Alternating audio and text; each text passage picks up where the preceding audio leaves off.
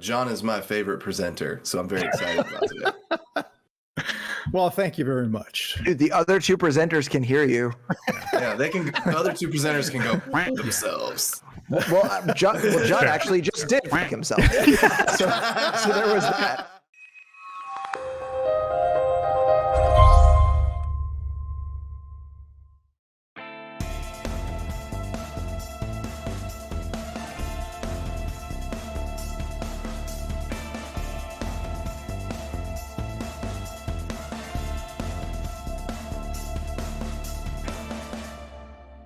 Hello and welcome to episode 5, right? No, hold on. 6? 5. Fuck, what episode is this? 7, 5. 7 is Nope. right out. 5 is right out. 6. This would be 6. This is 6. Anyways, welcome to Metacast Music Dudes, episode 6. This is a show where once a month 4 friends get together. One friend presents a band or musician, and the other 3 judge and vote if we're going to listen to a 4th song or not. This is John's turn to present. Second presentation. But first, before we get into this month, let's recap from last month. Has anyone listened to any Bring Me the Horizon since last month? Yes, I have. Cool. I've listened to almost all their albums. Let's see, the most recent one I've listened to, 3, 4, That was 5 times. That was maybe. Post-Human, right? Yep. I believe so. It had one of the songs that you presented. We Cannot Save You. Yeah. The Parasite Eve song. Yep. Parasite Eve. Yes, that was it. Yes. You know what I've learned the most from every episode where we talk about last month's recap from you? I have learned that retirement is going to be awesome. I will have all the time to listen to all the music I've been wanting to listen to for years. Like that. What about Distance, Craig? Have you guys listened to any Bring Me the Horizon? I think not. Craig says, I think it's a no. Someone's not retired here. I have not. Nobody brought him the Horizon. I know. The horizon's still off in the distance. Yeah, I kind of ended up revisiting a lot of their stuff. I actually listened to a good bit of Suicide Season, which I don't think wasn't one of the songs what Diamonds Aren't Forever. I think that was the one that you kind of cheated on. Yeah, that was the only one that we heard that was off of that album. And I listened to like 2 songs from Count Your Blessings, which was when they were, I think Metal Injection said they were like the must listen deathcore band. And I listened to a good bit of Post-Human, and I listened to Amo a few times, like all the way through. Nice. Yeah, that's a good just one. because I just kind of, because like I said, it's only been within the last like 2 or 3 years that I've actually really started to like them, and I haven't listened in a while. So I mean, really, all you did was just kind of make me kind of remember like how much I liked them. Yeah. And it just, gave me the opportunity, because it's fun to do that, Oh yeah. So yeah. But thanks for presenting them. I'm glad that you did, because they're just a very relevant band that I think a lot of people like to turn their noses up at,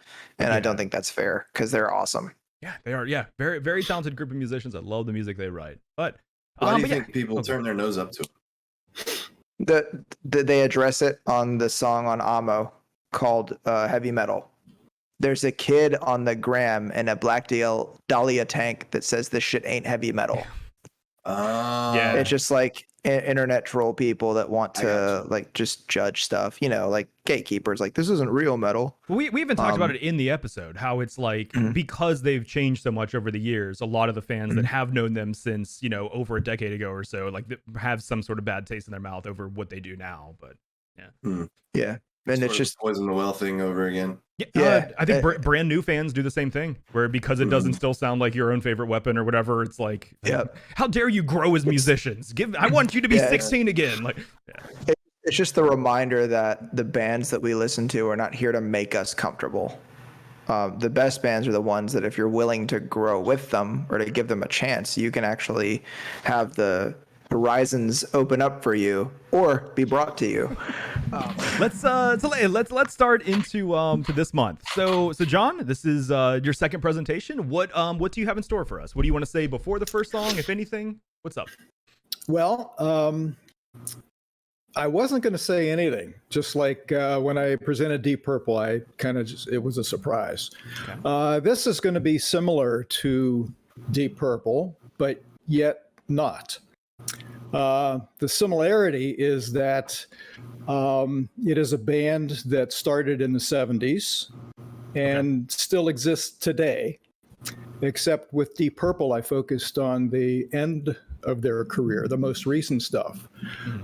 This time, I'm going to focus on only the very first album that this band put out. And the band is... Ooh, Crack the Sky. Crack the Sky.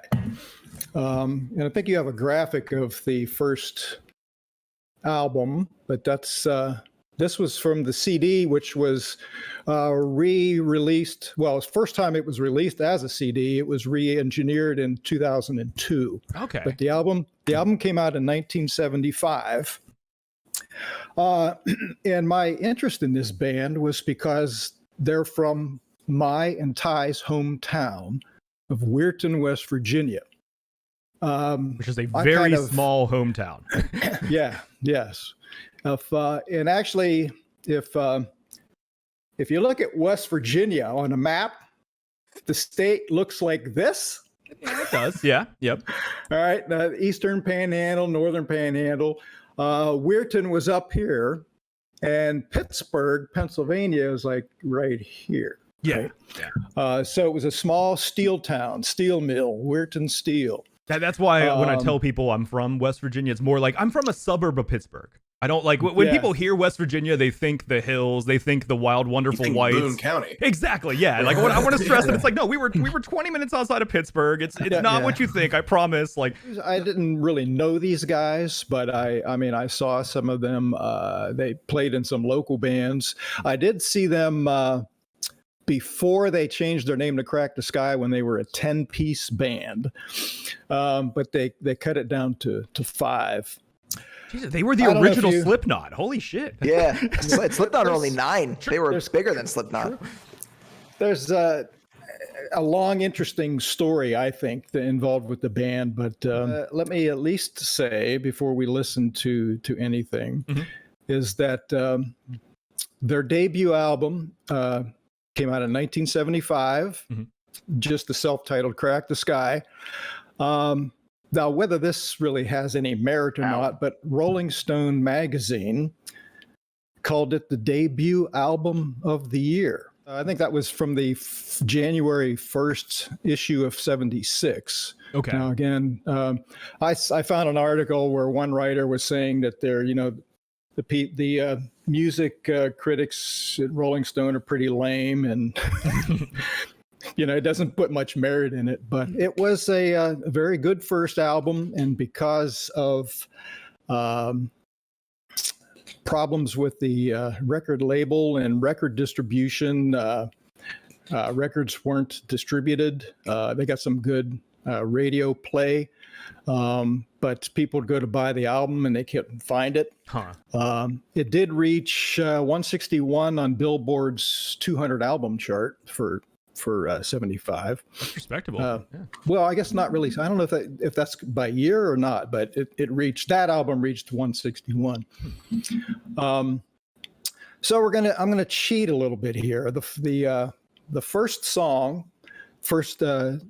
track on the album is entitled "Hold On," and the second, and it's about just almost 2.5 minutes long, and they kind of mix it right into. There's a little musical interlude that goes right into the second song, and they would often do these two songs together. So they almost sort of came as one piece, and on the album, it's actually they listed it together as kind of together as one song. So I'm cheating, and we're going to hear the first two songs as the first song. I think cheating is becoming a consistent thing here. Yeah, I think we're slowly evolving into just cheating being the norm. But yeah, I like that. I'm into it. He's working the system. There's loopholes. I would do. I mean, Distance. I know you're super familiar with this, but if I were to present the first song, quote unquote, from BT Bam's Silent Circus, that's actually the first two tracks that go right together. I would do the same thing. So it's like, I mean, if the band considers it one piece of music, then yeah, I think that's fair. But yeah. Here we go. So let's take a listen to the first song. This is Hold On and Surf City.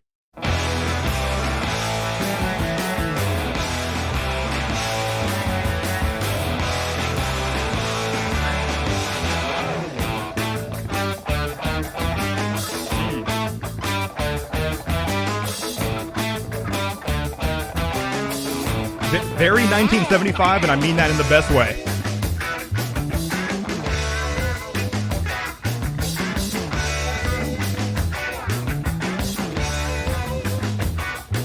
When I was talking to a mirror image of what supposedly was to be me, the eyes and the nose, the insignificant glow supported the testimony. He said, "You're doing fine, you know. You got an okay mind, Cool. you know. And I would hate to see you throwing away. You better hold on. Hold on. Hold on."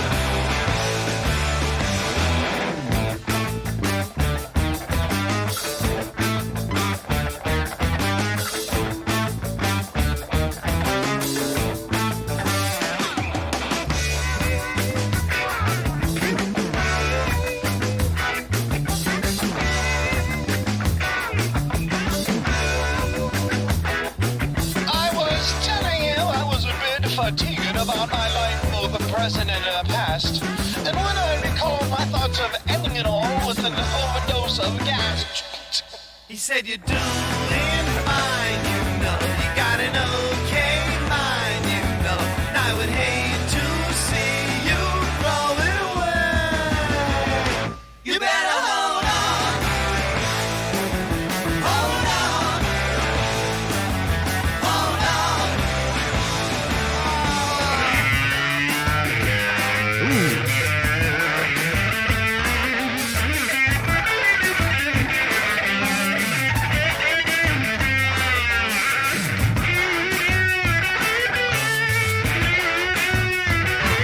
Okay. Yeah. Hold on. Hold on. Hold on. Hold on.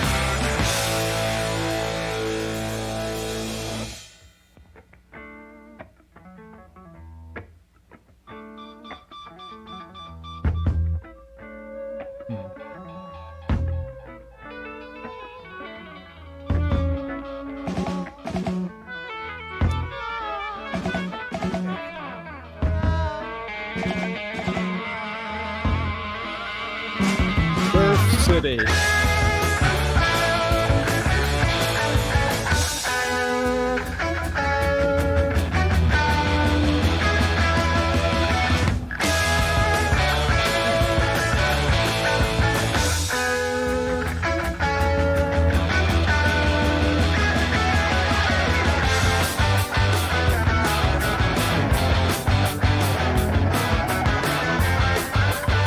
Surf City, here come the sharks.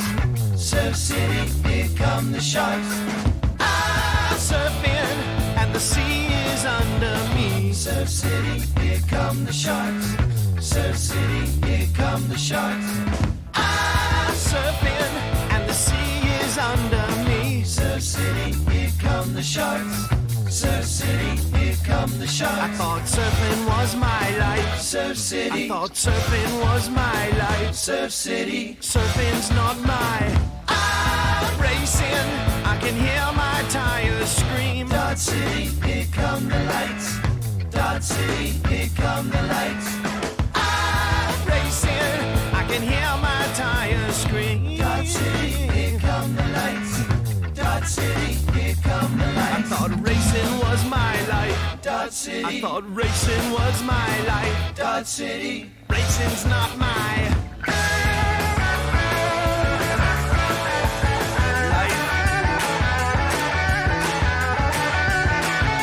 Really like the tone on the lead.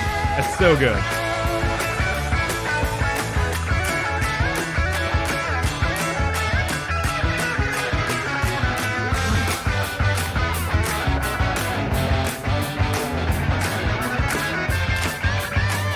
Hey, Whitey, here come the space. Hey, Whitey, here come the space. I'm fighting. There's a dude that I must beat. Hey, Whitey, here come the space. Hey, Whitey, here come the space.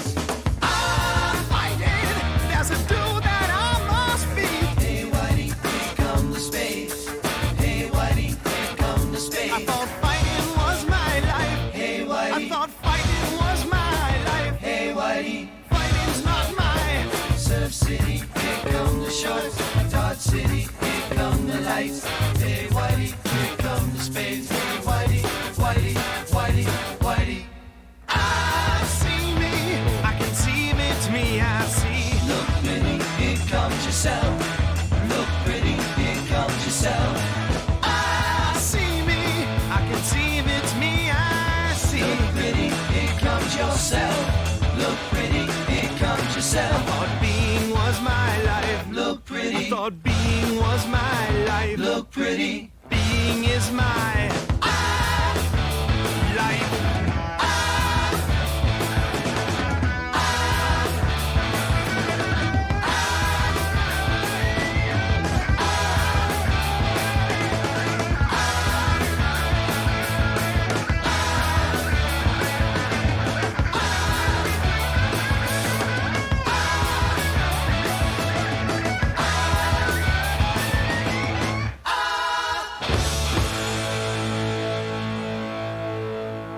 Yeah.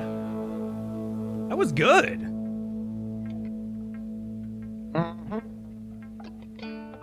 I like the fade out too. Yeah, that was well done. Nice. So, what do you guys think? Who do you want to hear from first? Let's hear Craig. I enjoyed it a great deal. It occurred to me as we were listening to that. I don't think we could have ever heard what we just heard without this one band called the Beatles. Well, Yeah. now that you say that, the Beatles were an influence to You these don't say. guys. Specifically, the John Palumbo, the main song, the songwriter. Is he also the lead vocalist. yeah, okay. I was wondering if that was the Yeah. vocalist. Okay. Yeah, they But all sang. influences aside, I appreciated it very much. It had a lot of the quintessential sort of 70s sounds that we've grown to love so much. Yeah. The guitar tones in particular, and I also the rhythms were really interesting. Yeah. Yep. I was a big fan of everything that was going on rhythmically. And in a lot of spots, they sort of did things for a minute that were sort of expected, and then were like, oh, by the way, nope, psych. And I really dig stuff like that. And the lyrics, I'm not entirely certain on the first listen that I understand them, but they were definitely thought provoking. And the vocalist reminds me of someone, and it's driving me crazy that I can't put my finger on it. Maybe Steely Dan-esque a little bit. Well, that's interesting that you should say so, because that's what Rolling Stone magazine said too. Oh. And just like we said the writers earlier, are complete hacks. Though. yeah, the right, yeah, they are horrible. So that makes sense. Yeah, okay. Or no, what was they're lame, right? Oh, Lame. That works too. Yeah. Yeah, which Well, yeah, Craig, you know what they say? Great minds think alike, but more especially, fools Lame seldom differ. minds. Yeah, no, fools seldom differ. So that's, guys, like to be fair though, if there was anything you were gonna call Craig, lame is definitely one of them. one of many. no, I wouldn't actually never Many use that word passages. for Craig. And beautiful. Oh. I see you there, kid. And yeah, it's all the things about 70s rock and roll that really do it for me. So yeah, so far so good. And then I knew it would be great because it's John. You never would have anticipated this, but I have so much to say. Dude, oh my God, though. You know what I'm going to talk about first? The bass. That bass tone, though. Oh my God, I love the bass tone. I love the mix. I love the whole mix. And I'm about to say something really stupid, and I want you guys to let me know if you understand what I'm talking about. Okay. That, like, Zeppelin had the same sound in a lot of their recordings. That, like, in the 70s, it seemed like a lot of the rock bands had this kind of, like, echoey, like stagey sort of sound. Mm-hmm. Like, it sounded like that they were in an auditorium that had just the right acoustics, and you were standing in just the right spot to just hear enough like resonance. Like, I don't know if that makes any sense. Yeah. But like a lot of the sound, like from the kick drum that you'd hear in Zeppelin's old stuff, it would just have this very like resonant kind of boo. And the first song, what was the title of that one? Hold on. So the first kind of part one, that was the first song. Like, I love the way they use silence. But then they're like da da da da da da da da ooh. Mm-hmm. And then you better hold on after that. I'm just like, yes, like I love it. It creates such a cool contrast. And it like creates such like good energy. And like I love the weird vocal thing he was doing, like the weird meter he was kind of almost speaking in. With like the effect on it there. Yeah. Yeah. And, you know, one thing that was cool about the guitar solo in that song, like, especially being someone that listens to like metal, there's a lot of this like technical dexterity that's sort of stressed, like sweep picking and alternate picking and like knowing like 8,000 modes and being able to manipulate them in a very like masterful fashion. But what you heard in that solo was like a talking kind of guitar, like with the pitch bends in just the right places and the way that they were doing it, like just having such control over the pitches that are coming out of your instrument. Like, bro, so good. And it's funny because like I was talking about the Beach Boys right before like we did this about how I kind of hate them, but the beginning of Surf City sounded like what I wish the Beach Boys sounded like. I just wish that that's what they sang about, but I have comments about the lyrics. Okay. I think that what I got out of that, so I thought surfing was my life. I thought racing was my life. I thought fighting was my life. I think this is about all of these like fleeting things we get obsessed about and we wrap our identities up in. Like when an athlete gets injured, they're like, well, I thought I was a basketball player. What am I if I'm not this? Then you realize over time as like shit changes and you can't do this anymore, you have to be something else. And, you know, like I think that it's cool. And then at the end of it, I thought being was my life. Like, well, you're going to die. So it's like the one thing that you thought you were that you forgot about, which was existing, that's going to stop too, you know? So I thought it was cool. I mean, it provoked a lot of thought in me. Like, look pretty, here comes yourself. Like, what? I love the lyric. I love how they chose to get their point across, like the things that they had to say. And I also wanted to talk about, you guessed it, the bass. The parts where the bassist kind of goes up an octave. I think just the way that it sounded, like, and I'm sure you guys will understand what I'm talking about. Like when instead of moving your hand to play on other strings, when you move your hand up the neck and play higher tones on a low tuned string, you have a much different sound. Like the tone is very different. And that's what it sounded like he was doing to me, but I might be wrong. And I just love the way that sounded. And I don't know. It is just cool. This is good shit, John. Like, good choice, man. And Ty, I'm sorry for all the editing you're probably going to have to do on my remarks for this, since it was so fucking long-winded. Yeah, I'm somehow going to have to cut that down to 30 seconds. I got this. Yeah. But do you guys feel me on all that? Do you feel me? I feel you. Come on. But unfortunately, see, what you do, though, is you say everything, and then the person has to come after you is like, okay, well, you literally talked about every part of both of those songs. There is nothing that I could talk about again. So like, okay, so I can piggyback on some of what Distant said about, guitar tone. I love the guitar tone in the solo, like super crunchy. I thought a lot of the production was really cool, which I don't know if that is from the original 75 recording production or remastered for the CD, but like the pan at the end of that solo, I don't know if that was in the original album or if that's something they kind of, remastered for this, I guess. But, I thought a lot of that was really cool. I guess echoing what Craig said, I do feel like there were some metaphors in the lyrics that I just didn't really grasp on first listen. Distance, you helped me at least get a better understanding, I think, of some of those where, like you were talking about the ideas of like, oh yeah, surfing was my life. Well, fuck, what do I do now? Like, racing was my life. At least one crappy interpretation. I think that's a good interpretation. Because, I was, in the beginning, like, as soon as I was hearing the lines, Surf City, here come the sharks, it was like, okay, is this a metaphor for something? Or are we actually talking about surfing? Like, where is this going? But multiple times in my notes here have that I really dig the lead tones. Just like piggybacking on what Craig said, again, I loved the switch ups where I thought something was going to happen and then it didn't. They did a lot with like, kind of shattering that expectation of like, you thought I was going to do this run here, but instead, nope, it's this chord progression. But, am I crazy, or were there a few measures where it would go to like a 6 count and like break kind of the 4/4 feeling and then have just kind of 2 extra beats? Like, is that something that happened multiple times in Surf City? Or am I just like not able to count music anymore? It could very well be because these guys didn't want to be just four on the floor. They were into changing up time signatures and being artistic and proggy. Yeah. As far as prog rock, this is partly considered prog rock, and by many people. But they weren't trying to go for commercial. I mean, they wanted commercial success, but they didn't want to be top 40. Yeah. At all. They did not want to be a top 40 sounding band, and they just they loved doing what they wanted to do and be artful about it, and just change things up.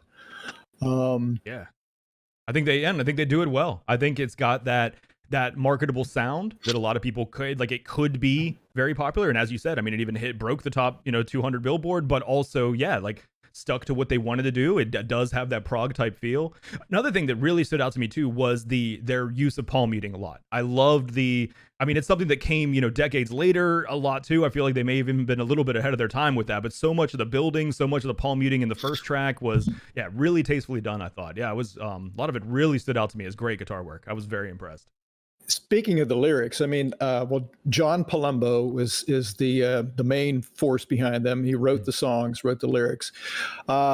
He spent 3 years at Marshall University in Huntington, West Virginia, studying psychology. Kind of didn't like where that was going, and got this band together. It makes sense that there was a psychology major writing this stuff. Let me read you. This is from the. This re-release when they remastered it. And now they said that these recordings have been digitally remastered from the original master tapes with every note kept intact for optimum sonic reproduction. I'm kind of getting the idea that I don't know that they did a lot of changing, as far as what was there. They just remastered and put it out on CD.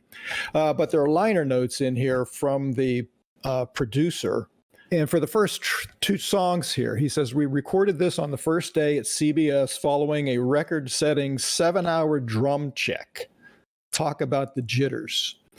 It was originally supposed to be played on acoustic guitars, but ended up sounding too hot to even consider such a thing. The radio disc jockeys blasted us for starting an LP with a filtered voice." Which is almost like through like a megaphone. But he says, I still think it's pretty neat.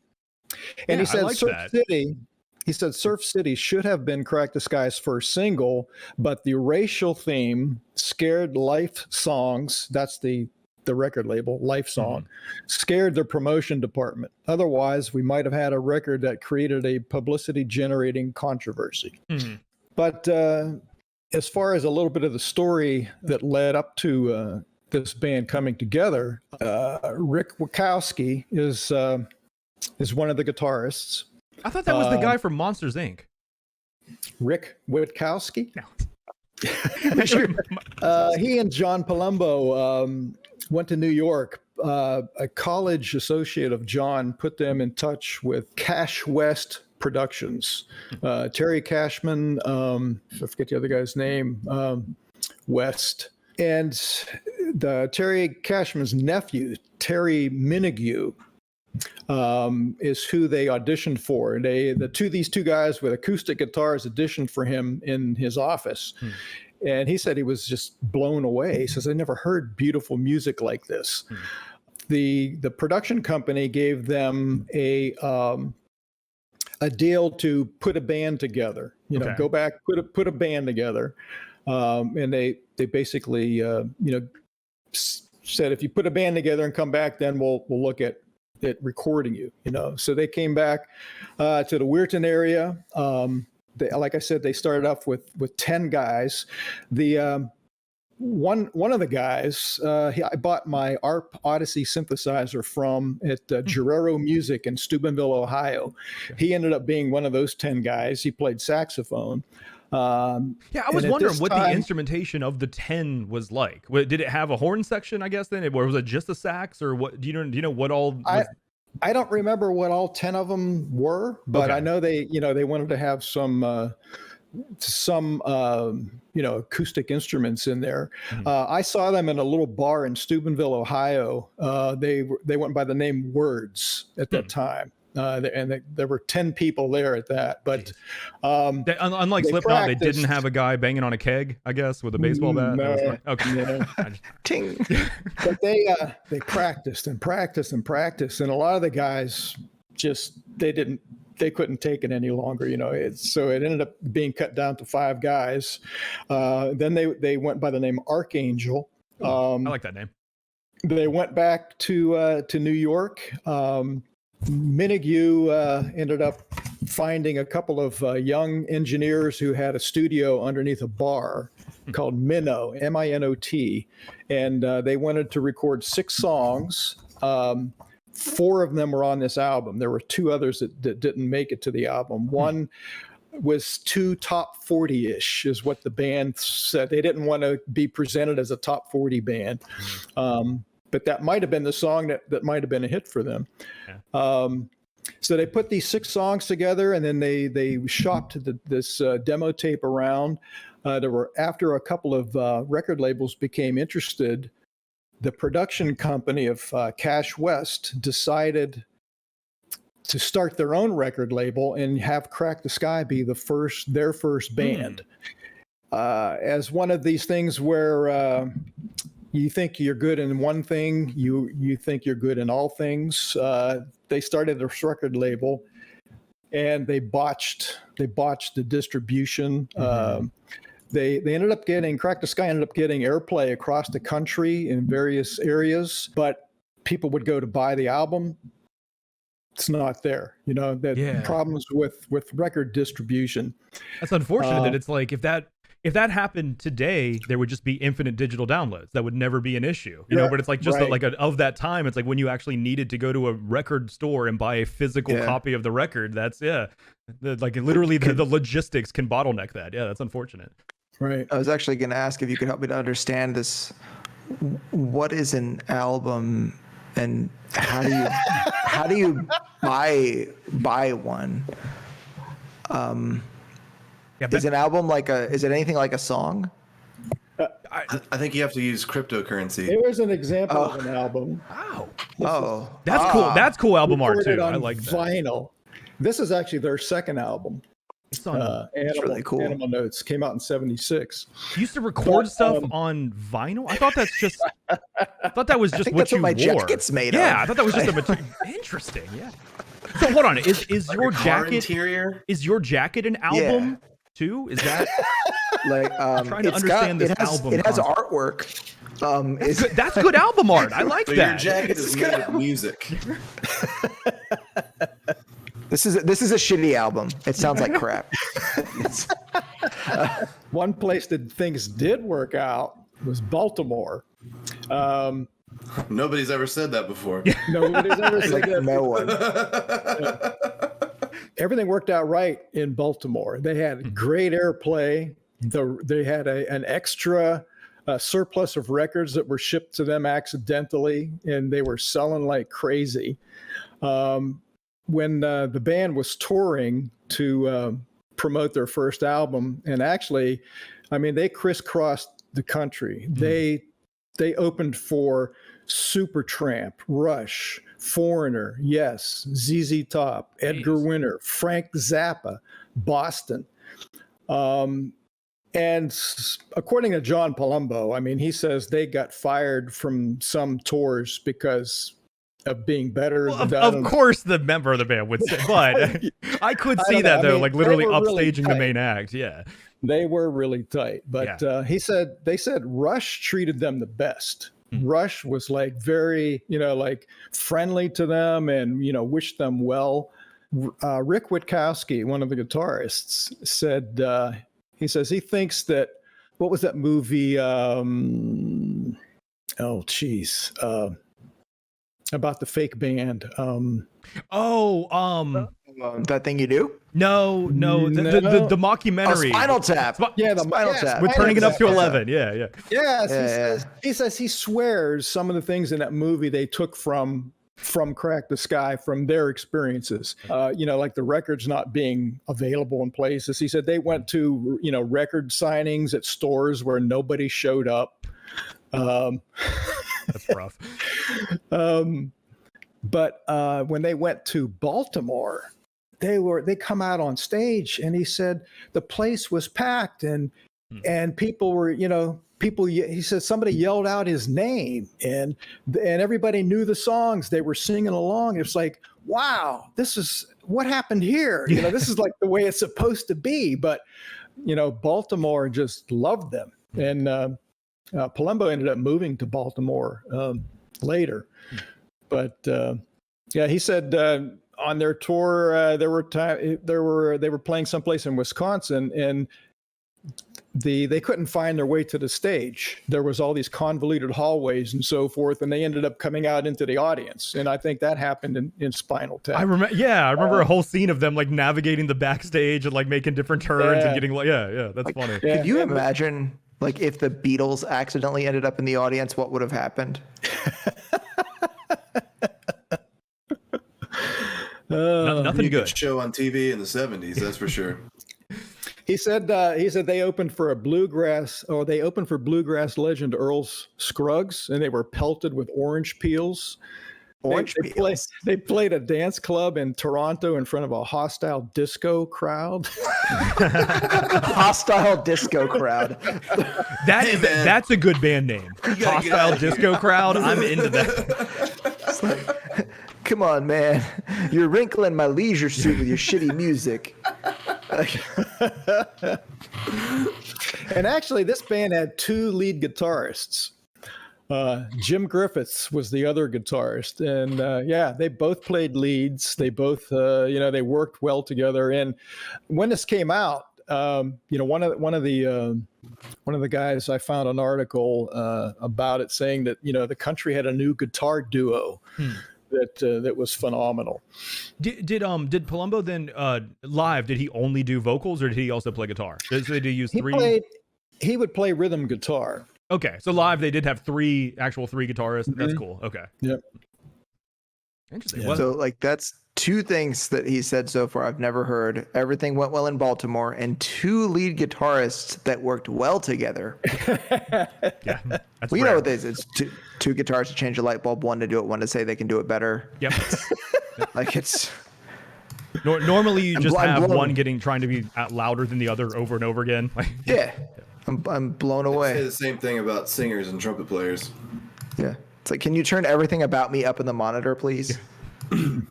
Well, here's what Rolling Stone actually said about this in '76. I couldn't find that. Apparently, there was a long review, but I did find something. It said, like the first albums of Steely Dan, 10cc, and the Tubes, Crack the Sky's debut introduces a group whose vision of mid-'70s ennui is original, humorous, and polished without seeming too arty. If Palumbo's lyrics are the latest in 70s cynicism, their darkness is countered by the light-spiritedness of most of the music. Palumbo avoids conventional melodies, preferring to repeat a tuneful phrase and then abruptly break the mood he's established with something nearly opposite in spirit. Mm-hmm. Can we take a brief moment to appreciate the fact that John pronounced the word ennui correctly? I haven't heard anybody say that in forever. I have to be honest here. I did not know that word. I thought I was hearing Jon Stewart's character from Half Baked that was like mid-'70s on weed. Dude, okay. In all seriousness, like all joking aside, like Crack the Sky on weed. Well, I genuinely thought that that's what he said at first. Me too. I'm not joking. That's I really me too. did. Yeah. And then I was like, it's like, oh, ennui. It's that thing that people smarter than me say that I'm looking up right now. I think he's talking about his ennui. Ennui. For any of our viewers who feel as alienated as I do, ennui means a feeling of listlessness and dissatisfaction arising from a lack of occupation or excitement. There you but go. the real question: my brain just got bigger. have you ever felt ennui on weed? On weed. And I have to bring up Rolling Stone one more time. In 2015, they put out a list of the 50 greatest prog albums of all time. This album was number 47. I was gonna say 49. And they said it was from this West Virginia wise asses. I like that. God, that would have been a good album that's more title. of a compliment. West Virginia Wise Asses? That would be a good album title. I'd be into that. Yeah. Let's do And it. I found another reviewer wrote something in 2006 about this. He was saying that Crack the Sky is one of rock's more frustrating stories. He said it was one of those bands which found its voice right at the very start, in a unique blend of musicians on fire with a chemistry requiring exacting equilibrium. The first album was a masterpiece of wry lyrics and sharpshooter musicianship. And that's opening 2 songs. He said it was a smart ass opening. And I can agree with that. Yeah. Also, the Brecker brothers, I don't know if that name sounds familiar to you guys, but they horn players. They put out a number of albums in the 70s. David Sanborn. They appear on this album in 2 different tracks. There's a Sanborn sax player. Yes, David Sanborn plays David sax. Sanborn. Yeah. Yep. He used to. We used to see him on David Letterman's show a lot. Yeah. Playing with the band. Oh, okay. Okay, so I actually looking through the list that John was just talking about that they made it to. It is now a personal goal of mine to listen to all these albums, except for the Jethro Tull one. You don't like What's wrong with Jethro Tull?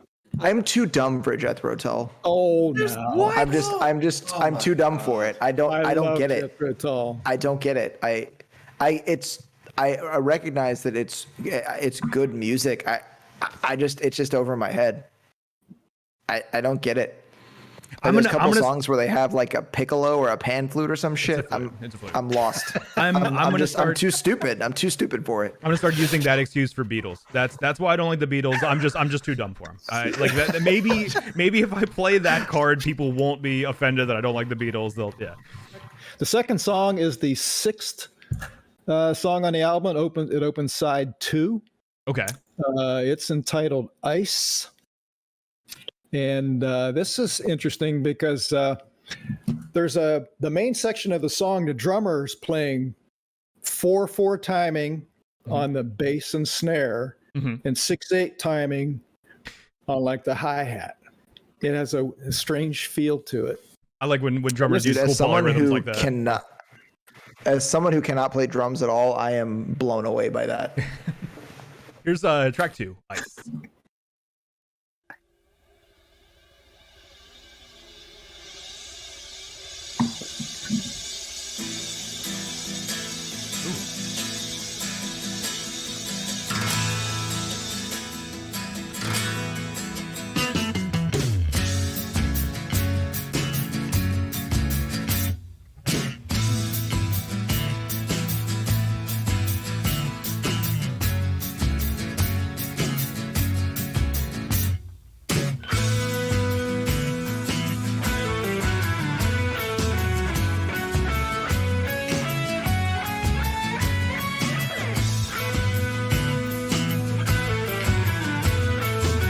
I don't know what type of amps they use because their tone is impeccable. When the summer night is changed, it's warm breezes to the icy cold of silent winter freezes.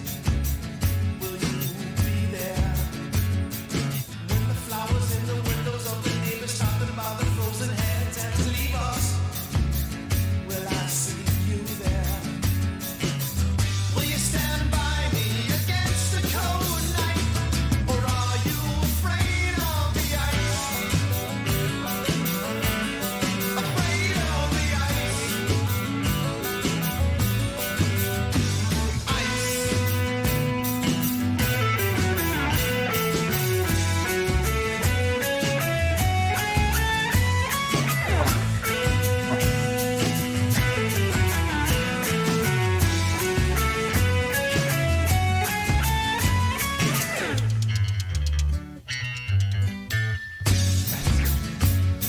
That was fucking great. What just happened?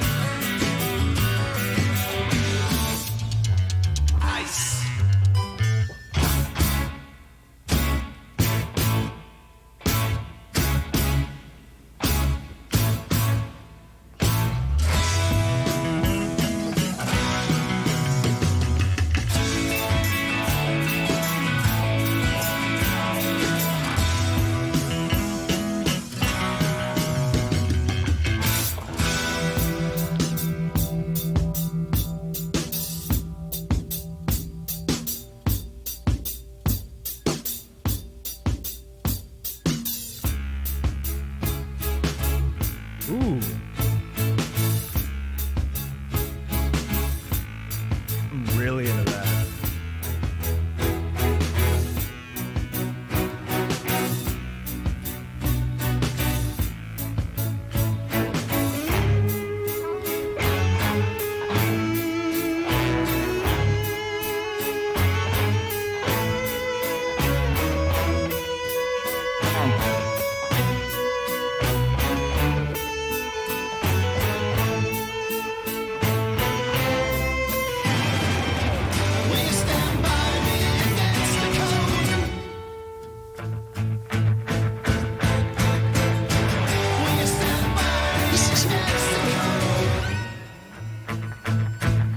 I want to know why Craig is cracking up. I feel like I missed something.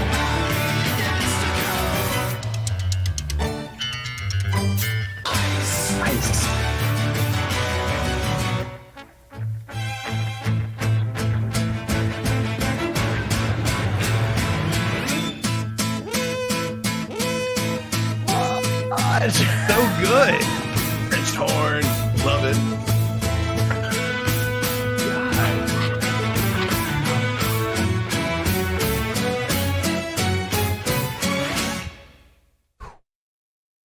Okay. Wait. The song might not be over yet. I cheated. I looked over at VLC Media Player. over. It's done. It's done. Okay. All right, let's hear a tie. Let's hear a tie first. Okay, well, I first of all have a question. I was completely not under. I swear I heard strings in there. There were. Okay, looking at the Wikipedia page, All over the place. there are no string musicians credited at all. I do like it, like there's even a section for additional musicians where they've got horns, they've got woodwinds, there's a trombone. It is not crediting anyone else on Ice. So I thought the string section was fantastic. But yeah, that's great. There was a 32-piece orchestra in there. Okay, that's I get. Well, I don't know why they didn't. Hold on, down under additional credits. Is that where I'm missing this? Probably not. Oh, I mean, it does say thank you orchestra and all of our stainless steel groups and okay, but on the I was looking under the additional musicians section just to see, but yeah, that was fantastic. Okay, the swell in the intro I thought was great.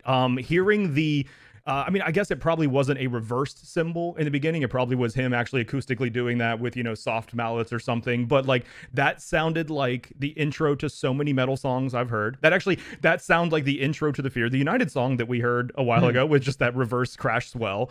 I feel like so many of those breaks where they stop and the bass came in and then ended with the bing. Like that is also something that many metal bands started to do 30 years later. Like so much of this is just before their time. I think it just sounds fucking fantastic. I again liked there wasn't the filter effect that was used on the first song, but there was like some interesting vocal effects where it sounded like a slight delay to the right channel of the vocals where it wasn't actually just perfectly lined up. It was like that was like really tastefully used. Just like all of the lead guitar lines, incredibly tastefully used. Yeah, I love that. The instrumentation, the musicianship, yeah, that was fantastic. I'm blown away by that song. It's funny because the thing that Ty was saying, the very first line of like, I kind of typed some stuff out to mention, actually asked the question, is that a reverse cymbal roll with mallets? Because it sounded very like, backwards to me. Yeah. Like all the times I like played all those Black Sabbath and Beatles and Led Zeppelin songs backwards to find out it sounded like that to me. And by the way, it doesn't tell you to do anything bad if you play those backwards. The leads at the beginning were cool. Yep. Is it just me, or toward the beginning of the song, did anybody else feel like the hi-hat almost sounded a little bit like a tambourine?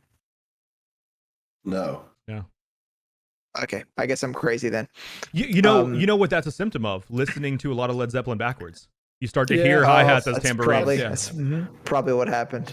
And I think it's cool where between like singing, like vocal singing, there's these parts where they kind of let the guitar sort of sing and like do like a really cool kind of lead thing, and then it's almost like dueling, like this kind of trading off between the guitar and the vocals, and I think that's really cool in there. The really quick kind of vocals almost sound like rapping, like kind of reminds me of like Bone Thugs and Harmony, Yeah, or like interesting phrasing. Busta there, right? Rhymes. Yeah.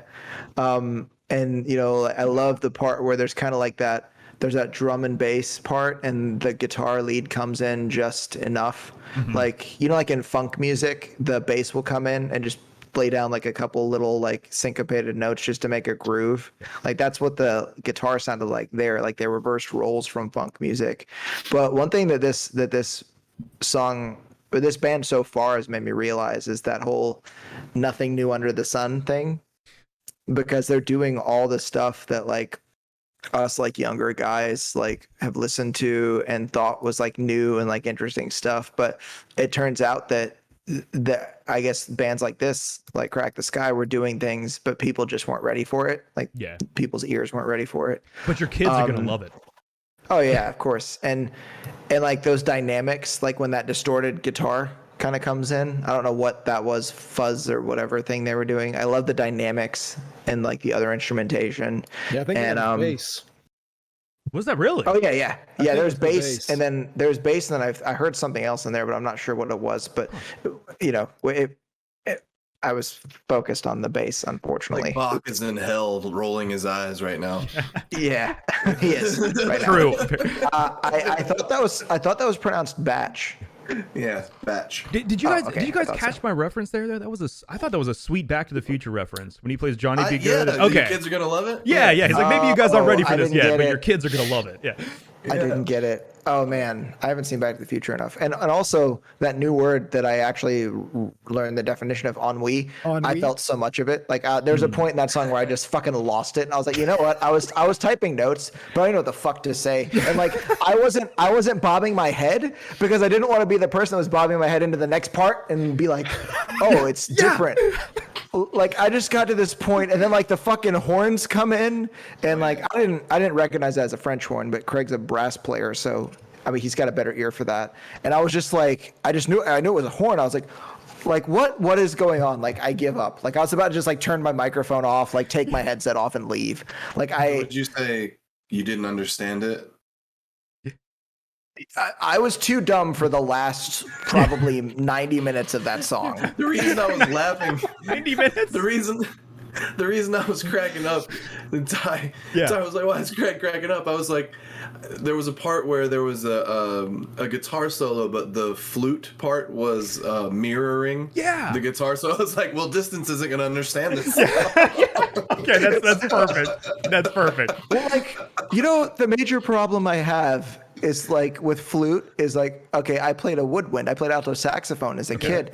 How the hell is a flute a woodwind? Why are they in our section? I don't get it.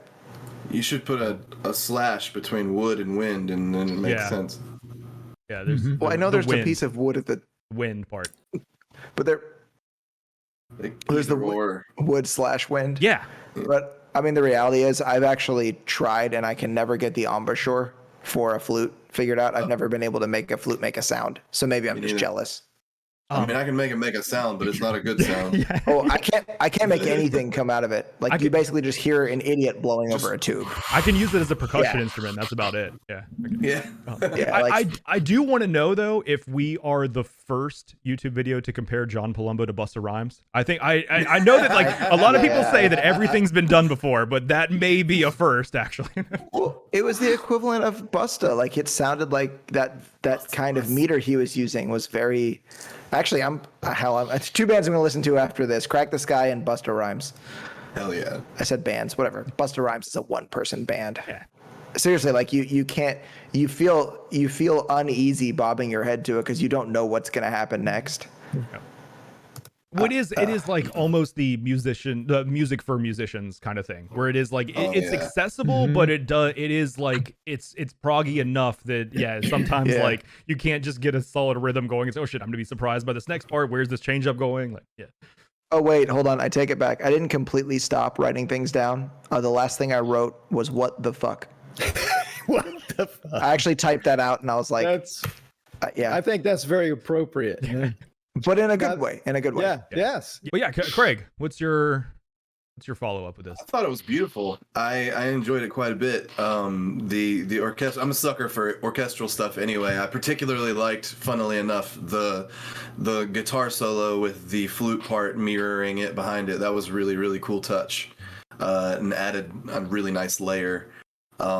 French horn. Anytime you can sneak a French horn in there to get that nice, bombastic sort of like soaring through the air French horn. I love that. That's good in anything. Great for movie scores, shit like that.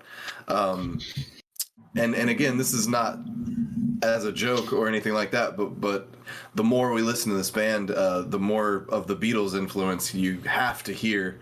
The White Album in particular, there are sections that have, I mean, they could have gone on the same record, and it also was a bit reminiscent in places of another band from the 70s, the Moody Blues, I thought. Okay. There were definitely some Moody Blues flavors in there. But yeah, beautiful song. I another great choice, John. Thank you. Yeah. This episode has now driven me to start drinking. I think I'm feeling a lot of inadequacy, so I'm going to have to drown that. Not only will my presentations never be as good as John's, but my music will never be as good as Crack the Skies. That's right. So You can't kill your demons. They know how to swim. That's a good reference. That's a good reference. The producer's little liner note here for the song Ice. He says this was probably the most successful song of the first 3 Crack the Sky LP set. Probably because it was a love song. And I guess if you paid attention to the lyrics, you could see that. The orchestration began with the group, who created their own symphonic instrumental section. I augmented it with a 32-piece orchestra recorded at the massive Columbia Records 32nd Avenue Street studio. I mean, okay, so to me that the strings coming in, the 32-piece orchestra there coming in was like one of the most moving, awesome parts of that song. So in that era, like live, would they just play this song without that? Would that be sampled and like, do you know if like how that was performed live, or was it, or they I've listened to a number of different versions of this song live, and they would use this as a place to experiment and jam. Okay. But they also covered it quite well. Like in the liner notes, he said they created their own symphonic instrumental section. It's like the music is basically there, but it's not violins playing it. They cover the parts well, and some of the keyboard. Actually, the current keyboard player, he does a lot of nice piano work in place of that. So it's different, but they have covered it well. And live, and you've used that section as a place to to just go off. They would jam in a number of songs, and they'd try to get as far away as possible from the original song and then work their way back to it. That's cool. something that they liked to do. If you want, you want to go into the third song? Sure. Or yeah, this is the very next song on the album after Ice, the 7th song on the album. Let's listen to Mind Baby. Let's.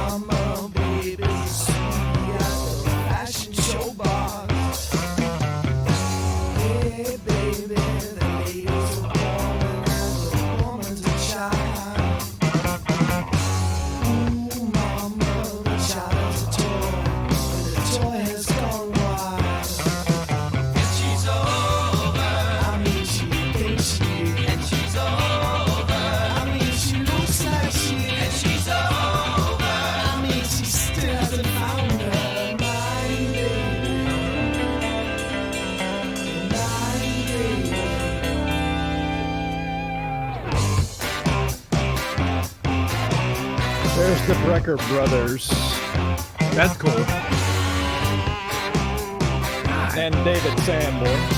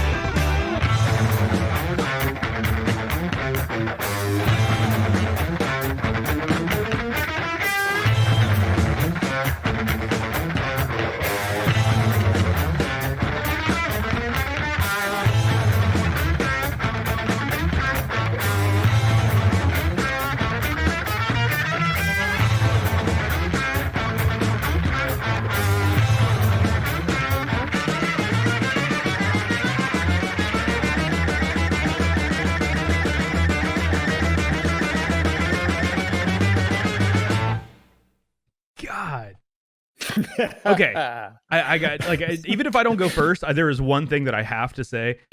A few years ago, I was I tend to go from like one video game to the other where I like hyper focus on one thing and I play one video game.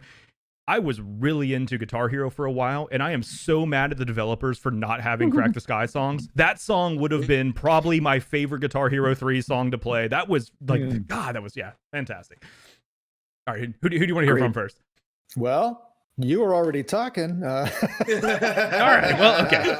I'll force myself in there. Okay. The beginning, okay. Straight up, like, the guitar tones are... I like my guitar tones like I like my peanut butter, extra crunchy. And that was so like super crunchy at the beginning. I loved like, I don't know what amps they're using. Here. But yeah, it is just such a good tone.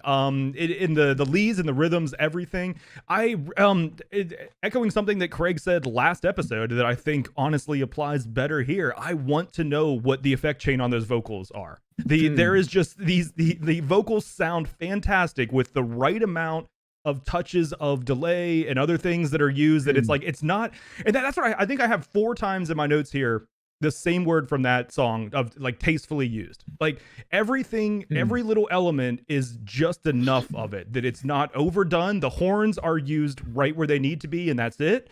The claps are just enough, not overdoing it. Like everything is just these tasteful touches of the amount that should be there. And even going into like the solos where you could tell that these guitarists could probably do just ridiculous stuff that would be way too much. And they're not doing that. They're playing the instrument the way that it should be played, that speaks to the song, that fits the where it needs to lie in the mix. And that's it. Like, yeah, I was really impressed by a lot of that. I loved also the, how it goes from the still haven't found her and then really opens up for the Mind Baby part. That just that dynamic change there is so well done. I keep getting like every little change just surprises me in the best way. It's like there are these little change ups and it's always like, yep, that's exactly what I wanted to hear there and I didn't even know it yet. So tasteful, artsy. Yeah. Did you notice in the claps? I mean, there weren't many in there, but there were 2, and then the single one was on the offbeat. Yes, it was on the and. Yep. That's all I want to say. I don't want to pull a distance. I don't want to. No, I'm kidding. All right, let's go to Craig then. There's a section in the song where there's a guitar solo on the right side. There are syncopated horn pops on the left side. Bass is straight up the middle, and I think the drums were playing something relatively straight, where it just, and there was vocal as well.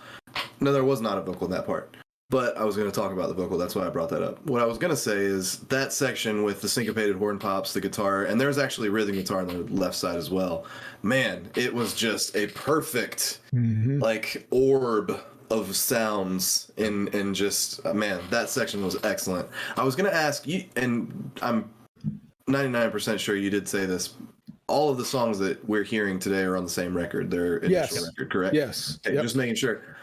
Ty, correct me if I'm wrong, you were talking about the vocal and how great it sounded, unbelievable, and I think it was Distance earlier that had mentioned the left to right. Did you feel like, or did anyone feel like on this particular track, the vocal was mixed a little differently? Maybe a different microphone, maybe a different, a few things. There were some pretty significant differences in my mind. Yeah. I got that intuition too. Yeah. Okay, yeah. So, but again, whoever engineered it did a really good job of having everything fit that particular song and not just say, all right, this is our vocal setting for the album. Yep. I have a big problem with, you want some things for congruency and for consistency throughout an album. Yeah. But you should almost consider each song individually with how you set everything, all the mics you use, all the placements, all the effects, blah blah blah blah blah. And man, each of these tracks could all be on different albums, but they absolutely fit together as well. Yep. Well, I Does that think make sense? a lot of times too, as a producer, some of it comes down to just laziness, where you find your effects chain that you really like and let you Right. save that as a template, and then every vocalist, you're like, all right, well, I'm going to throw all of these on, dial into the same Exactly. settings. You know, Like, yeah. this is my male vocalist preset. Yep. You know, and that's so boring. Mm-hmm. But yeah, this is just excellent stuff. Yeah. I I nothing think but so. positive things to say. God, how can I follow these guys? You're a cool guy. I'm sure you will. Someone says something like that on every episode at some point. Man. Like I got the same kind of feeling about the vocals too. Like there's something different about it that I really like. And the vocals remind me of someone else, but I have no idea who it is. And like when I heard the horns come in and like the style that they had and the rhythms that they were using, I was like, I love Huey Lewis in the News. That's like that because and it makes me kind of think like, you know, Huey Lewis was after this, like these ideas were already kind of done. And I think I heard a baritone sax in there too. Yeah. That really low down, like honky kind of, and I love Barry saxes. I can't play one to save my life. The mouthpiece is too big. I mean, if I worked, I could. And yeah, like what Ty was saying about that mind, baby. And then the thing that John mentioned about those offbeats in there, that creates such a groove, like the way he like kind of drops down at the end when he says baby. Very like blues kind of Muddy Waters thing is kind of what I got from that. And then the offbeats in the background are so cool. And I love how heavy on the solos this was.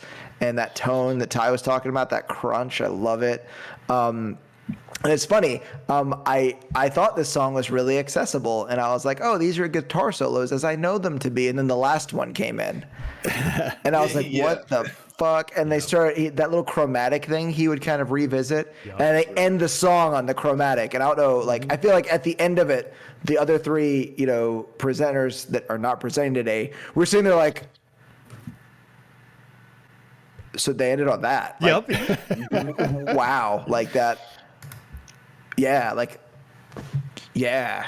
I love an unpredictable ending. That makes me really happy. Yes. And Fade outs are so boring, you know? and Yes. then fade outs are once done when you again- don't know how to end the track. Yeah, you don't know how to that's all it end is. it. Yeah.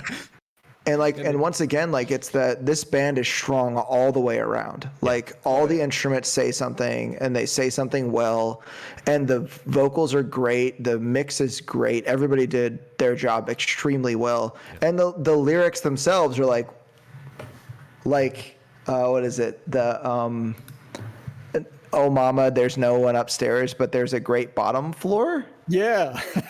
Like I'm not sure exactly what that means. Like maybe like you look like you got it together, but you're actually just, and it's all these things that I felt like I'd realized as I'd gotten older about like myself and about others, just to find that people have always been learning these lessons, you know, like really like figuring yourself out is kind of seems like what the lyrics are getting after to me. You know, and she's over. I mean, she looks like she is. It's just, yeah, it's man. John, always with the good stuff, man. That Yeah, as far as there's no one upstairs, but there's a great bottom floor. Yeah, I think I could be referring just to the body specifically, Yeah. or the lower part of the body. That's what my mind immediately went to, just like, you know, the blonde chick that maybe doesn't think a lot but has like a pretty nice ass. There's like, yeah, the's no one upstairs, but there's a pretty nice bottom floor. so like a Pontiac Fiero. It looks like a sports car, but it's actually slow. Sure. Yeah. But no, I've been absolutely nothing but impressed. This is another band, like, I mean, similar to Deep Purple. I mean, like, okay, so I guess with Deep Purple, I said that I was only familiar with Smoke on the Water, basically. Like I knew that song and that's it. And there was so much more in their catalog that is so far beyond that and appeals to me so much more.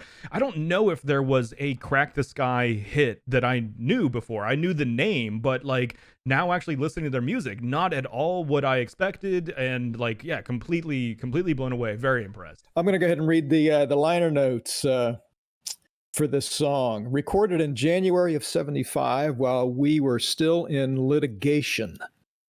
It was an outlet for all of us and a chance for Crack the Sky to meet the staff at CBS Records, a step above the basement of a Westchester singles bar. We tried out a Bowie-like delay effect on John's voice. Believe it or not, we actually used a tape delay in those pre-digital days. This was the first record to define Crack the Sky as an instrumental powerhouse. But listen to the lyrics. Absolutely first class all the way. Rhyming schemes and an insistence worthy of Paul Simon. Cleverly hidden in the background of a dance tune. Dude, I feel like this band is like an advertisement for illicit substances and their slogan. Crack the Sky. Well, two things. Where the title came from. Okay, they were traveling back and forth between Weirton and the New York area, going up there recording and so forth. And one night driving through the Poconos in eastern Pennsylvania, there was a storm, and a bolt of lightning just crashed in front of them. Cracked the sky. So that's where that came from. What was the second thing? You reminded me of a second thing there. Oh, the substances. Yes. Yeah, okay. the crack. They on their tour when they were touring in '78, and I heard this on two different albums that were live recordings. They would, who Georgie Jessel is, an old actor. He used to talk. He had a particular way his voice sounded, but Bukowski used to say, "This band has come all the way down from an acid trip just to play for you. Please welcome Crack the Sky."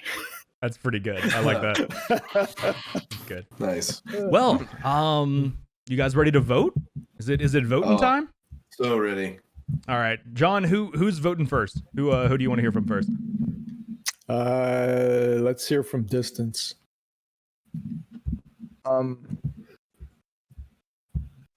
I find this music confusing, and I've listened to a lot of weird shit over the years. I mean, I've listened to bands that are basically noise, but I don't know. I just need to know what happens next. I need to know. So I'm gonna I'll go for an encore on this one.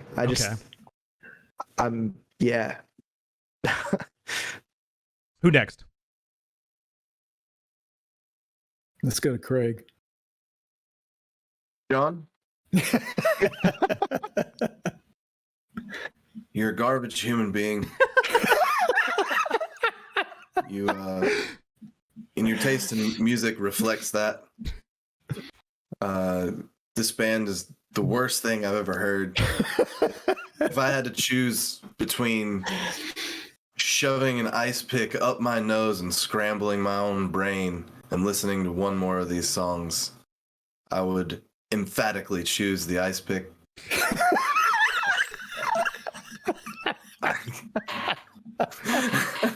No, John, you're the shit. That sounds like a Rolling Stone writer right there. Yeah. John, Talk about lame. Yeah.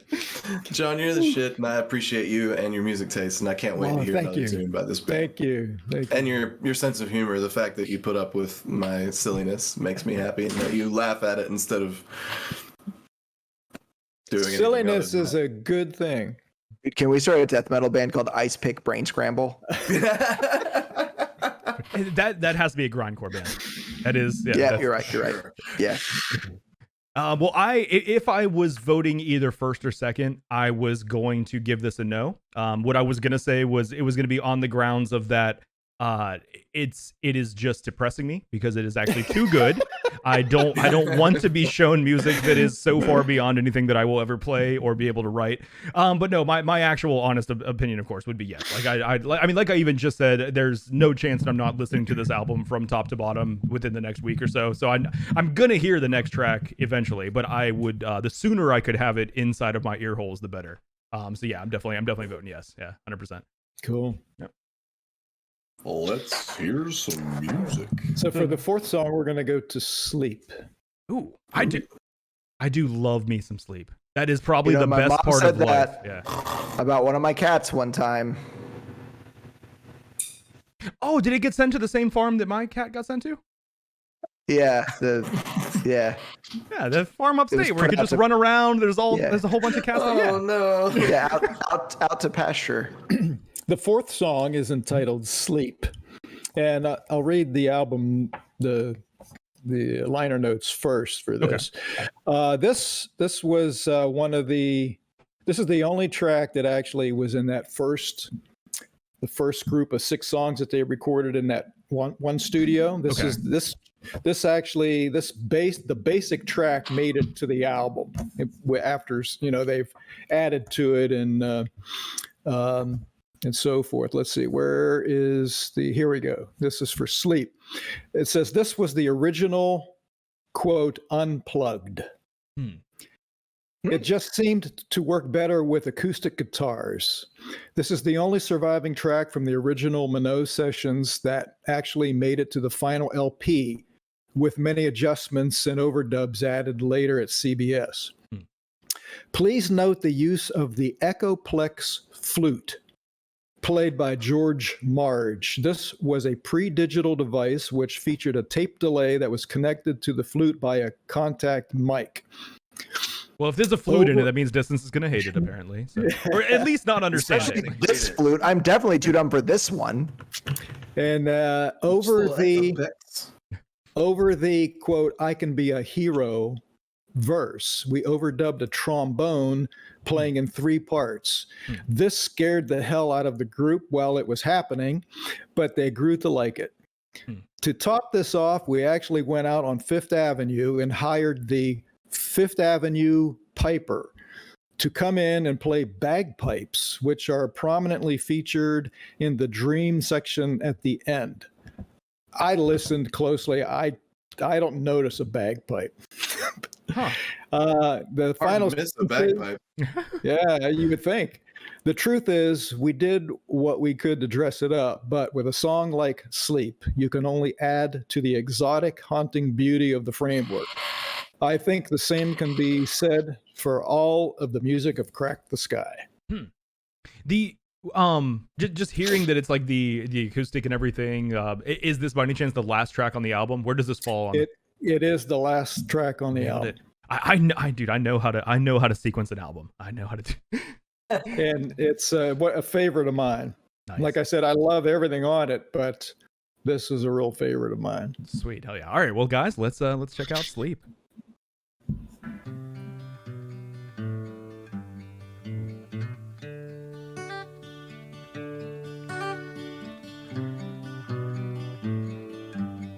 Yeah, that's gorgeous. Oh, I could be a hero. I could be the lover of 1,000 movie queens. I could be a hero. I could be anything.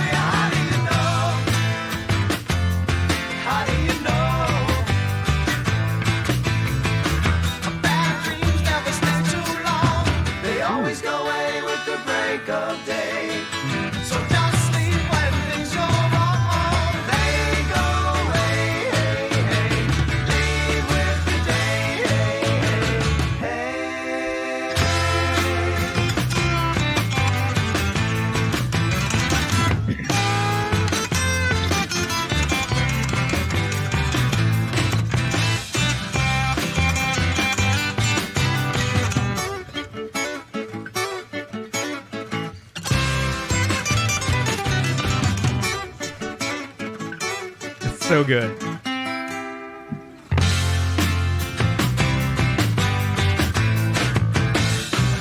Fall asleep in the afternoon. How do you know? Fall asleep in the May of June. How do you, how do you, how do you, how do you, how do you, how do you, how do you, how do you, how do you, how do you?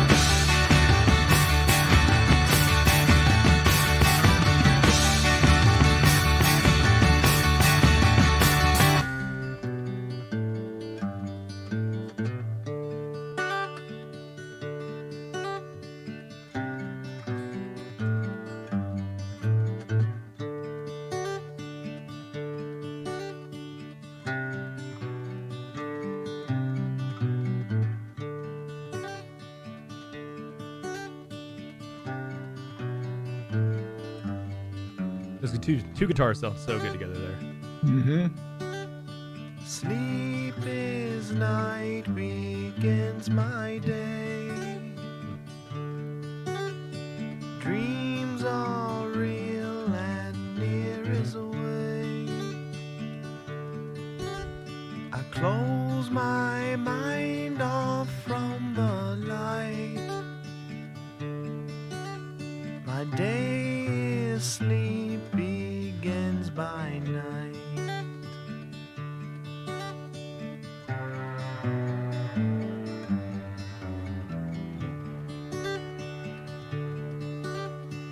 All those stories in my head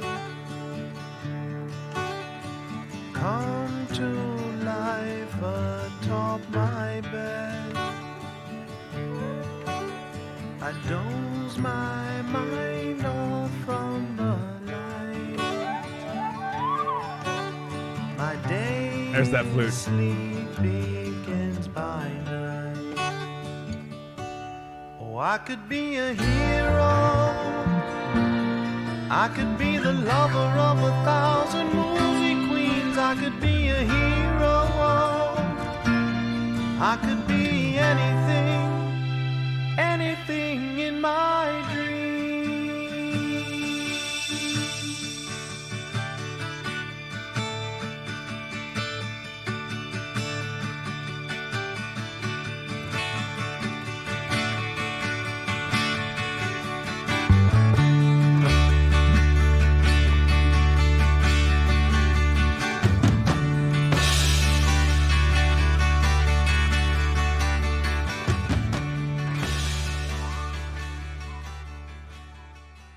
Wow. I love this band. Yeah, I can Man, see that ended on why. a fucking fade out. Yeah, okay, that is true. That was the end of the Yeah, album. they just not know how to end. No, but I'm just joking. No, that was beautiful. yep.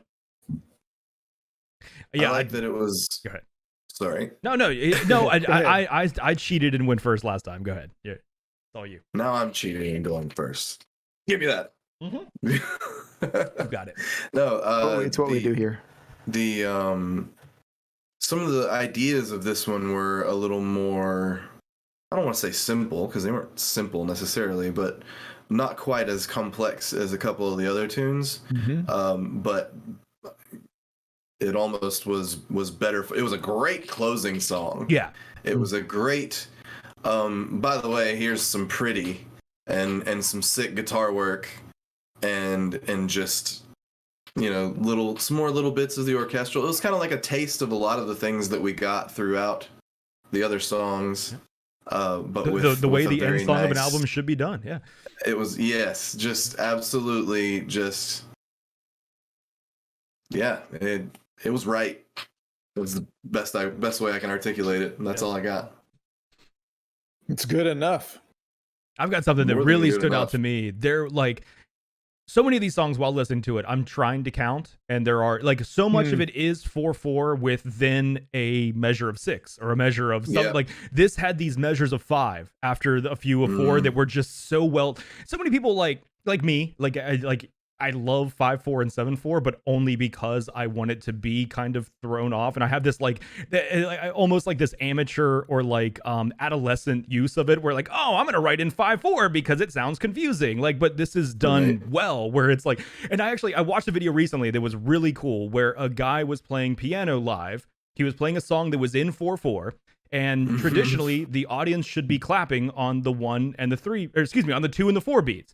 Instead, the audience was clapping on 1 and 3. And what he did was threw in one measure of 5 to then throw them off. And now they're clapping on the right beats. And it was like, that was the tasteful measures of 5/4 that they were using here. That it's just, it slots in perfectly. It doesn't throw you off, but it's just enough to make it really interesting, really well done. Like, and just, yeah. Was the video Harry Connick Jr.?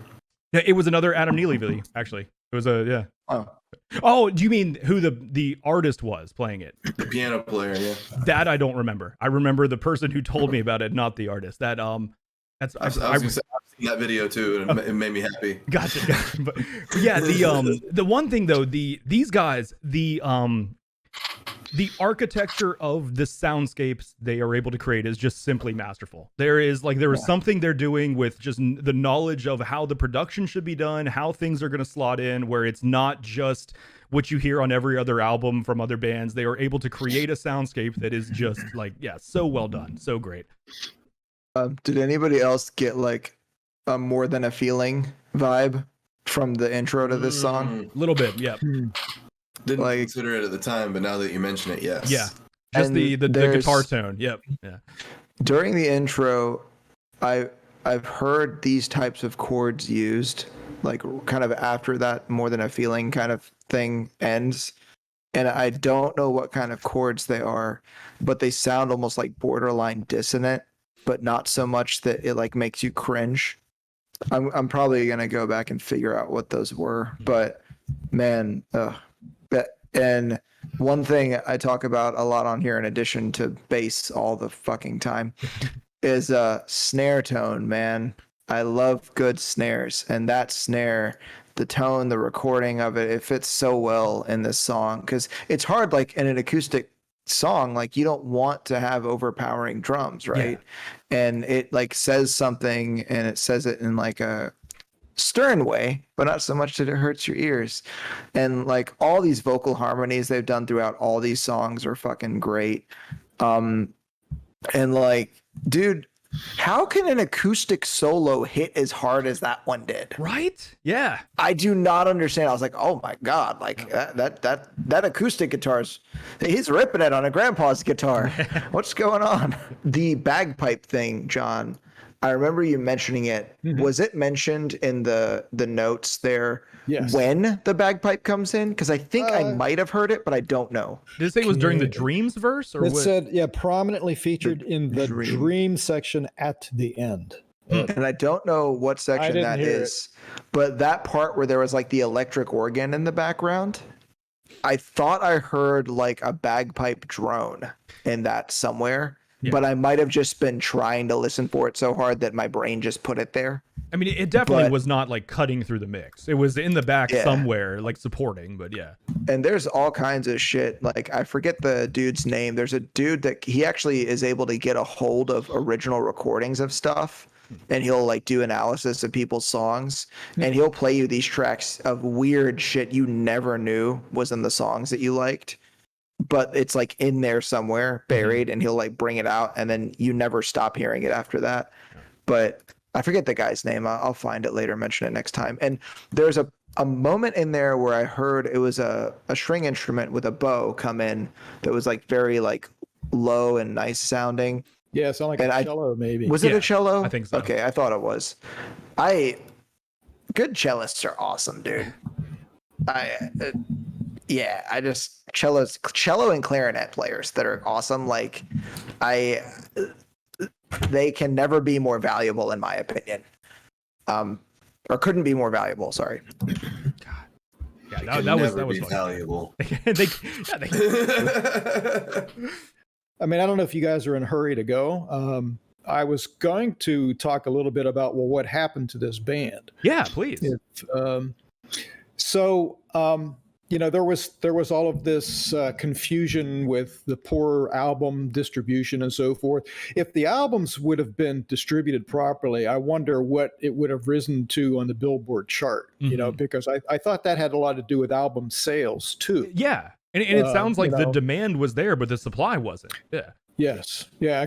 And again, in an area like Baltimore, I don't know why Baltimore would be so different than, I mean, there are different regions of the country that are different than others. If you look at it, it's almost like there are different countries here in our country, as far as regions go. Yeah. I've been to Florida. Yeah. But I mean, with the airplay that it got and the albums being in stores, I mean, it took off there. So after this album, they did their second album, which I think I already held up. Is that for you Animal here. Notes? This is Animal Notes, and actually I don't think you showed the album. Well, I was just going to edit those in post, like whenever those needed to be on screen. But yeah. But for the guys right now to see who these guys are, that's Palumbo in the center with the afro. Okay. This is Rick Witkowski. These are the two guitarists, Jim Griffiths. There's the drummer, Joey D'Amico, the bassist, Joe Macri. Okay. I saw him in a music store. I spoke with him. This guy I saw in a music store a number of times. I know exactly where he has a studio called Studio L. I know exactly where that is. It's in a house in between where Kay's parents lived and where my parents lived, Ty. It's like a half a mile away from where I grew up. That's cool, huh? But the second album was similar to this, in the same vein, but somewhat a little bit less commercial. But it rose to a little bit higher, 142 on the Billboard 200 album chart. But the label kind of blamed the band more for, not being radio worthy as far as, where it didn't take off a lot. John Palumbo started to get a big head, a big ego. And I found an interview in 95. Somebody interviewed him. And it was interesting from that perspective. Crack the Sky was done. He was like, he had gotten a doctorate. He got his doctorate in psychology. He was opening a practice that was paying the bills. He got married, 2 kids. But he got a big head. And he was thinking that, people were, Rolling Stone, New York Times, they were really speaking, talking him up as far as his songwriting ability, and his ego was off the charts. One of the guitarists even said, he was difficult to be with at some times. He said, there's no way I'm going to write some top 40 stuff. He says, I don't want to go, this stuff where, okay, everybody clap your hands. He says, no, that's not happening. The band was ambivalent about hit singles. They said that we were just doing what we wanted to do. We went for the art of it. Now there's an interesting side story here. Joe Macri played in a band back then. I remember the name of this band. It was called the Universal Joint. I would think that's he played in a band, and I remember that band with Rob Parisi. They were band members. Rob Parisi went on to form Wild Cherry, which was from also the Weirton Steubenville area. The band that wrote "Play That Funky Music, White Boy." Yeah. Right. That was a radio hit at this time. And these guys said they would be, they're out touring. And he says, whenever that song would come on the radio, an eerie silence would descend on everybody. Yeah, that's funny. When they're talking about, we don't want to do that, but listen to that, and what are we doing? Where are we going? Yeah. So the Animal Notes came out in 76. John Palumbo quit during the writing of their third album. He wrote half the album, and he wanted to do a solo album. And he went out west, and this was interesting. He very nearly recorded it with George Martin, the producer of the Beatles. Yeah. But George Martin he said it was in the middle of some Sgt. Pepper's musical thing. And I tried to find information about that. I know that there was some sort of a Broadway, but then there was also, that was around 74 though. And there was some movie that came out and I think it was still the late 70s. So it sounded like Martin was involved with that. And Martin said to Palumbo, I'd like to produce you, but it's going to be a while. And Palumbo says, me being an idiot, I said, never mind. Yeah. But he said, my partner, Peter Sullivan, would like to do it. So he said, great. So he said, at least I had breakfast with George Martin at the Beverly Hilton. So he was out in California and he let everybody put this album together. He wrote the songs, but there were some, I don't know if you guys are familiar with a jazz guitarist, Lee Ritenour. He's on this album. Drummer Harvey Mason was on it. You've probably heard of the group Badfinger. Yeah. They did backing vocals on the album. And it basically went nowhere. Palumbo says, I think it sold 4 copies. Well, You've got one of them. yeah, I got one of them. This is the album. This was John Palumbo's solo album. So what year did that actually come out? When was that? 78. Okay. 78. In your opinion, how does it compare with? It's John Palumbo. I mean, it's kind of quirky, but it's not Crack the Sky, but I don't know. It's decent. That always happens to me with like a solo artist, is you can tell that the influence they had on the band, but then it's also like you could tell there's so much missing that was like, oh well, that was the other musicians that made that band what it is. Like it's no band is ever just one person driving it, and when they try to go solo, right. like you end up finding that out. Yeah. I think I'm going to come up to that a little bit later here, but so Crack the Sky. So Palumbo quit. And the record label was trying to, get him not to, but he was really full of himself. And, so he wanted to do a solo career. So he left. Witkowski took over as leader of the band. They found a vocalist, Gary Lee Chappell, and they recorded their third album, which is Safety in Numbers. So that was the one that Palumbo wrote half of with them and then quit? Is this still the same music? Okay. Yeah, he's not on this though. So Witkowski and the producer and Joe Macri wrote other songs. But this is kind of interesting. You see this photo on the back? Is that the Weirton Steel Mill? Yeah, this is Weirton Steel. This is number 1 gate. That's cool. I remember this day. This was the gate right here where you clock in and out. And I was leaving work and I saw these guys standing out there. And I think I went over and talked to them, but this is when, they were taking this photo for this album. And it's like, I was there at your job. It's pretty interesting, when I was leaving work. That's interesting. But this is a great album too. That is really a great album. I would recommend listening to that. So that was the same other 4, just not Palumbo. Yeah. No other member changes. Okay. No, they had a different vocalist added. And it actually did the best. It reached let's see, where in my notes I'm trying to find where it was here. It reached 126 on the Billboard's 200 chart.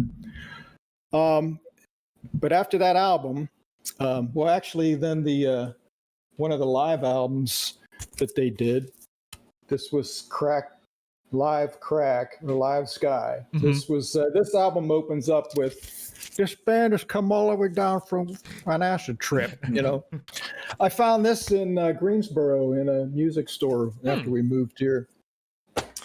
Cool. But due to difficulties with the record label, had a bad contract. The group felt they had no choice but to disband. So that was sometime in 78 or so. They just thought they had to call it quits. The band signed a contract without legal help. The label got everything. Yeah. They made no money from royalties. The label said that the band owed them a ton of money. The advances that they gave them, each member got like $250 a week, were drawn from future royalties. Jesus. I mean, it's Griffiths said, he says, I couldn't even begin to tell you what was on that contract. Yeah. We flipped through them, pretended to read them. After about 5 minutes, we just looked at each other and said, okay. Yep. And Palumbo said, according to Life Song, I'm probably still in their debt. He said that in 95.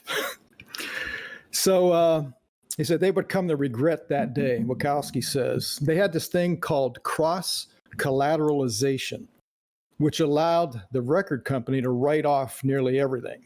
They didn't have to pay the band anything until all these other people were paid off. He said, so we amassed quite a debt. Jesus. For his entire time with the record label, Wachowski received one royalty check for $2.43. He has it filed away somewhere. That's so fucked up. Yeah. But That's as horrible. Palumbo said, the band didn't care then. They were overjoyed. We got to make an album, which is sadly, that's not the only time this story has happened. Yeah. Happened to bands. Well, and I think just like we talked about with the distribution problem, it's like that's interesting to see just how different that is today, where it's now like anyone can make an album at home in their home studio. Like you don't have to sign away literally everything just to have access to the recording equipment like it was 40 or 50 years ago. Yeah. Yep. So in 1980, John Palumbo and Rick Wachowski got together, and they used a keyboard player that had played live with the band, and they did their fourth album. Oh, White Music. White Music. In 1980, and it was, I was a bit disappointed with this album when I first heard it. I like it better now, but it was a more simpler, there's songs on here that could be on the radio, but they didn't really, because of the popularity in Baltimore, Palumbo was wanted to get the band back together. Wachowski was doubtful. Macri and D'Amico followed Wachowski. They came back to the Pittsburgh area. They got together with a singer named B.E. Taylor. They actually had a top 40 hit. Wachowski wrote it. I forget where it charted. They were regionally popular in the Pittsburgh area. I remember that song being on the radio. So those guys they've released 2 or 3 albums, I think. Again, regionally popular, nothing national. Under what name was that? What was the group name? Do you know? B.E. Taylor. Oh, They it was just went by the B.E. Taylor Group. Okay, I think okay. it was. And the hit song was Vitamin L. And that's where Wachowski took the name for his studio, Studio L. Huh. Okay. Vitamin L as love, as it being a more or less like a drug effect. My mind went to LSD, but I guess that's a way more wholesome answer, I guess. But yeah. So then Palumbo actually hired some other young musicians and had a version of Crack the Sky that was just him and nobody else from the original members. They put a couple albums together through the 80s. Didn't really go anywhere. So-so music. I've listened to them. There's an album that Wachowski came back and they did an album which I would recommend called From the Greenhouse that came out in 89. In the first song, I heard somebody read, he says, it's the best Pink Floyd song that Roger Waters never wrote. I want to hear that. That's the one, the title track, it looks like, just From the Greenhouse. Okay. Yeah. And you can tell it sounds, some chord changes in it sound like it's from a Pink Floyd song, but I like the album. It's pretty interesting. The 90s were a rough time. Like I said, in the mid 90s, Palumbo was like, Crack the Sky is history. He's living in suburbs with a family and, coaching his kids' baseball team and all of that. But things turned around again, and he decided he couldn't stay away from writing music, playing music. And in the early 2000s, things started to take off again, and they've been like a band, playing regionally, playing, locally in Baltimore and New Jersey and so forth. They've played in Pittsburgh. And so they've done some impressive albums. And like I said, I was only aware of, these albums that I had here, the first 4 albums. When I think it's when we moved here, I did some searching and I found something on the internet from the Greenhouse, and I think I heard a couple of those songs. And for years, I never even thought of Crack the Sky. And recently then on Apple Music, I looked and I was like, oh my God, look at all these albums. It was like I found a treasure chest of Crack the Sky music, and I've been impressed with some of the stuff that's on there. Another album that I would highly recommend is let's see, what's the title of it? It's wait a second. Okay. The name of it skips my memory here. Let me bring it up quickly on From the Greenhouse is good. Ghost is from 2001. Ostrich. That's the one I just had pulled up from 2012. Yeah. Okay. From 2012. It is excellent. It is excellent. There's a lot of, and it's different. It's different from what we were hearing on the first album, but yet there's the Crack the Sky signature sound. It's like there's Witkowski on that guitar. That sounds like Witkowski, but I've listened to a lot of all of these albums a number of times. I've just been having a field day. Oh yeah, with Crack the Sky, and it was a very interesting discovery. And I would also recommend. Let me look at it right here. There is on YouTube. They did sort of a benefit. This was from 2013. They're playing basically acoustically. They're all in somebody's, it says basement, but it looks like the guy has it set up like a bar. And it's called For Catherine. If you go on YouTube and look, Crack the Sky, For Catherine, they played this entire show, and there's a video camera set up so close to them that you don't even see the whole band. You can't see one of the guitarists. But there's six people in the band. At this time, there were 4 of the original members. The Palumbo, Witkowski, the bass player, Macri, the drummer, D'Amico, and these 2 other guys that had been with, started out playing with Palumbo. Glenn Workman on keyboards, and Bobby Hurd is the other lead guitarist. And they're all playing acoustic guitars, and they do a lot of these old songs, and they come across very well on acoustic instruments. And it's just to be able to see them play live in a little intimate setting like that, it's impressive. Yeah, it looks like they played Ice in that set, which I'd love to hear that. Yeah, the acoustic version of Ice. Yeah, that's cool. Yeah. Oh, and they play Surf City in that in a totally different feel. It's jazz, like a swing type of a feel. That'd be cool. And then they break into a Beatles song. You'll love this, Ty. They would. They do like 12 bars or so of a Beatles song, and then go back to Surf City. Okay, well that's all you need of a Beatles song. The Beatles. It's very interesting. Very interesting. Very talented group of guys. See, that's the thing. Like the Beatles they're like a really, really influential, really awesome band that everybody should really be into. Influential. If they truly love music. Influential, I will agree with, but I would say, 12 bars of a Beatles song is all you need. I don't like, if they just tastefully use 12 bars of it, that I can handle, but I'm not going to listen to the whole thing. 12 bars. Huh. Well, that was great presentation though. That is a band that I would have never listened to if not for you showing me them. Yeah, like I don't think there's any way that I would have like naturally stumbled across Crack the Sky and listened to it. So yeah, definitely one of the reasons why I'm glad we do this. Now I have even more stuff on my long list of things to get to listen to, which like I said earlier, I guess I'm eagerly waiting at retirement to be able to have time to do all of this. Yeah. You'll never retire. You're probably right, honestly. Well, does anyone else have anything else they want to say before we wrap up? Distance. I have never once asked, does anyone have anything to say? And you shook your head no. I am. Are you okay? Are you feeling okay? He's confused.